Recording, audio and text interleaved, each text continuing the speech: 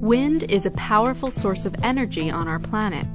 In fact, many of us have seen it in action, propelling sailboats across open seas or turning the blades of a farm's windmill to grind grain or pump water.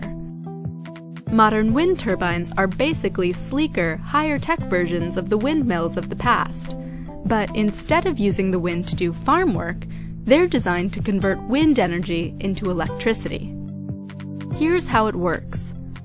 Wind blowing across a turbine's blade creates more pressure on one side of the blade than the other. This causes the mechanism of all three connected blades to turn. This rotation pushes on a series of spinning parts inside the body of the turbine, which in turn spins a generator, producing electricity. Because wind is always blowing somewhere across the surface of the Earth, it's considered a renewable resource. And because the only thing required to turn a wind turbine is moving air, wind farms emit no greenhouse gases. However, even though it's clean and abundant, there are a number of reasons we still don't use wind power more widely.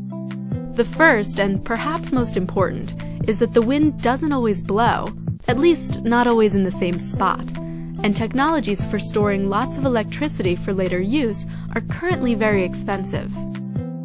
Another problem is location. It doesn't make sense to put wind farms just anywhere. The best sites are open, windy places, which are often far from city centers where energy demand is greatest.